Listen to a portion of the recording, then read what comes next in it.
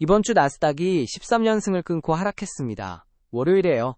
이란 선박라포 휴전 협상 결렬, 유가가 $90를 돌파하면서 시장은 공포에 빠졌습니다. 근데 같은 주 목요일 나스닥이 사상 최고치를 경신했습니다. 4일 만에요. 월요일에 공포에 팔았다면 목요일에 2.4%를 그냥 날린 겁니다.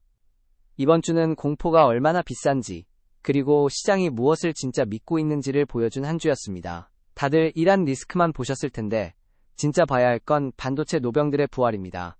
인텔이 하루에 25% 오른 이유, 그 이면의 구조를 짚어드리겠습니다. 안녕하세요. 수익 맛집 돈슐랭입니다. 이번 주 풀코스 3코스로 차렸습니다. 전체는 반도체 노병들의 귀환, 메인은 빅테크 구조조정의 새 공식, 디저트는 이란 핵협상과 다음 주 빅테크 실적 프리뷰입니다. 이번 주 시장 온도계부터 체크합니다. Fear and Greed, 지수 66점, 탐욕 구간입니다. 지난주 공포에서 탐욕으로 일주일 만에 감정이 완전히 뒤집혔습니다. 빅스 18.7, 안정 구간으로 내려왔고요. 10년 물금리 4.31%, 중립적 구간 유지 중입니다. 달러원 환율 1476원, 달러 강세가 이어지고 있어서 서학개미분들 환차손 주의하셔야 합니다. 이번 주 성적표 보겠습니다. 나스닥이 주간 2.4% 올라 1등입니다. S&P 500이 1.4%로 뒤를 이었고요. 다우존스는 0.2% 소폭 상승에 그쳤습니다. 나스닥과 다우의 온도 차이가 극명합니다. 나스닥은 반도체와 기술주가 끌어올렸고, 다우는 에너지 비용에 민감한 전통 제조업과 항공 섹터가 발목을 잡았습니다. 섹터별로 보면 기술 섹터가 3.7%로 1등, 에너지가 3.3%로 2등입니다. 기술은 반도체 어닝 서프라이즈, 에너지는 WTI 95달러 고유가 효과입니다. 반면 통신이 마이너스 2.7%로 꼴찌, 금융이 마이너스 2.3%로 뒤에서 2등입니다. 금리 동결 장기화 속에 은행들의 이자 마진 우려가 반영된 겁니다. 이번 주 첫 번째 빅 이슈, 반도체 노병들의 귀환입니다. 목요일, 인텔 주가가 하루에 25% 급등했습니다. 1987년 이후 37년 만에 최고 일간 상승률입니다. 같은 날 텍사스 인스트루먼트가 19% 올랐고요. 2000년 이후 최고입니다. 온셈이 아날로그 디바이시스까지 역대 최고가에 근접했습니다. 다들 헤드라인만 보고 인텔이 깜짝 실적 냈구나 하실 텐데 진짜 봐야 할 건 AI 투자 사이클의 2차 수혜 구조입니다. 인텔은 지난 수년간 AMD와 엔비디아에 밀려 사양산업의 상징처럼 여겨졌습니다. 파운드리 사업 부진, PC 시장 침체, AI 칩 시장에서의 소외, 악재가 겹쳤죠. 그런데 이번 Q1 실적은 전환점의 냄새를 풍겼습니다. AI 서버용 CPU 수요가 회복되기 시작한 겁니다. AI 투자 사이클이 어떻게 전파되는지 보겠습니다. 빅테크가 AI 설비 투자를 확대하면 먼저 GPU 수요가 폭발합니다. 엔비디아가 1차 수혜주죠. 그 다음 서버 CPU. AI 서버에는 GPU만 들어가는 게 아닙니다. 데이터를 처리하고 추론을 실행하는 서버 CPU가 필요합니다. 인텔의 제온 프로세서가 바로 그 역할이고요. 그 다음이 전력관리 반도체입니다. AI 데이터 센터는 엄청난 전력을 소비합니다.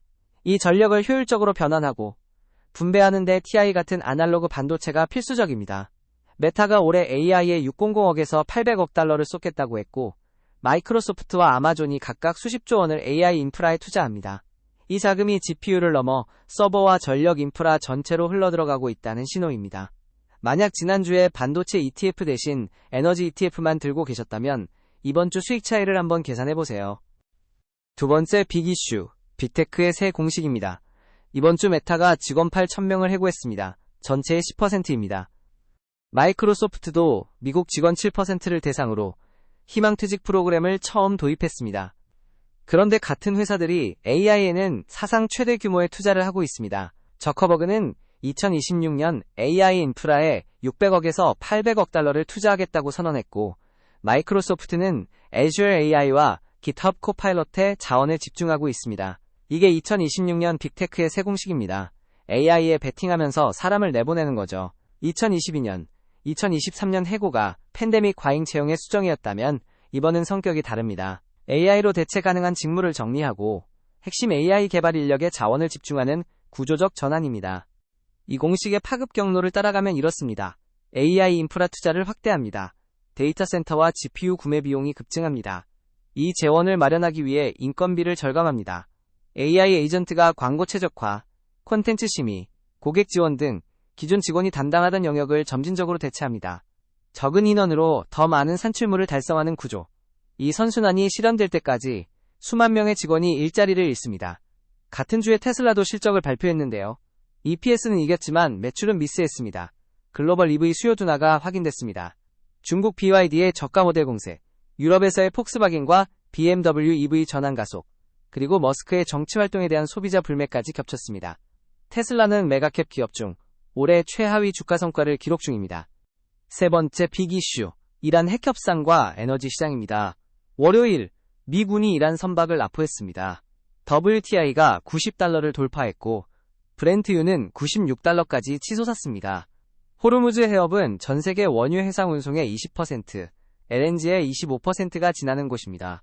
이 병목이 막히면 에너지 가격이 폭등하고 그게 운송비와 제조비를 끌어올리고 글로벌 인플레이션을 다시 올리고 결국 연준 금리 인하를 지연시킵니다. 성장주와 기술주가 산소를 잃는 겁니다. 역사적으로 유가가 $100를 넘었던 시기 2008년, 2011년에서 2014년, 2022년에는 어김없이 경기 침체 리스크가 동반 상승했습니다.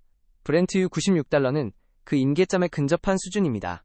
항공업은 직격탄을 맞았습니다. 루프트한자가 여름 시즌 2만 편을 감편했고 유나이티드 항공은 Q1 실적은 이겼지만 연료비 급등 때문에 연간 전망을 하향했습니다. 스피릿 항공은 파산 청산 직전에서 트럼프 행정부와 구제 협상 중입니다. 항공사들이 처한 상황은 식재료 값이 2배가 됐는데 손님은 계속 오는 레스토랑과 같습니다.